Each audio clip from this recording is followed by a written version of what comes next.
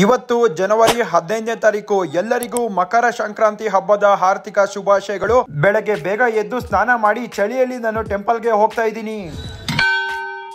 ನಾನು ಬಂದಿರುವಂಥ ಟೆಂಪಲು ನಮ್ಮನೆ ಹತ್ರ ಇರುವ ಆಂಜನೇಯ ಸ್ವಾಮಿ ಟೆಂಪಲು. ನೋಡ್ಬೋದು ಸ್ವಾಮಿಗಳು ಹೇಗೆ ತಿಂತಾ ಇದ್ದಾರೆ, ಆಡ್ತಾ ಇದ್ದಾವೆ ಅಂತ.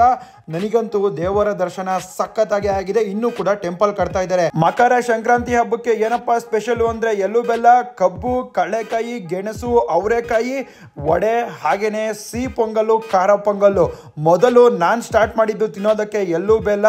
ಮೊದಲು ಅದೇ ತಿನ್ಬೇಕು. 2024ನ ಮೊದಲ ಹಬ್ಬ. ನೆಕ್ಸ್ಟ್ ನಾನು ತಿಂದಿದ್ದು ಅವರೆಕಾಯಿ, 40 ರೂಪಾಯಿ ಕೆಜಿ ನಮ್ಮ ಮಾರ್ಕೆಟ್ ಅಲ್ಲಿ. ಅದಾದ ನಂತರ ಕಡಲೆಕಾಯಿ ತಿಂದೆ. ಕಡಲೆಕಾಯಿ ಕೂಡ ಸೂಪರ್ ಆಗಿ ಆಯಿತು.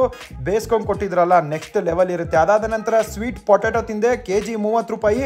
ಸ್ವೀಟ್ ಪೊಟ್ಯಾಟೊ ಕೂಡ ಸಖತ್ ಸ್ವೀಟ್ ಆಗಿತ್ತು. ಅದಾದ್ಮೇಲೆ ನಮ್ಮ ಬ್ರೇಕ್ಫಾಸ್ಟು ಸ್ವೀಟ್ ಪೊಂಗಲ್ಲು, ಖಾರ ಪೊಂಗಲ್ಲು, ವಡೆ.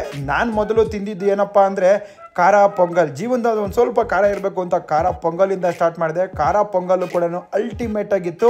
ನೆಕ್ಸ್ಟ್ ಸ್ವೀಟ್ ಪೊಂಗಲ್ ತಿಂದೆ, ಬೆಲ್ಲದಿಂದ ಮಾಡಿದ್ರು ಸ್ವೀಟ್ ಪೊಂಗಲ್ಲು, ಅದು ಕೂಡ ಸೂಪರ್ ಆಗಿ ಇತ್ತು. ಅದಾದಮೇಲೆ ನಾನು ತಿಂದಿದ್ದು ವಡೆ ಕೂಡ ಸಖತ್ ಕ್ರಿಸ್ಪಿಯಾಗಿತ್ತು.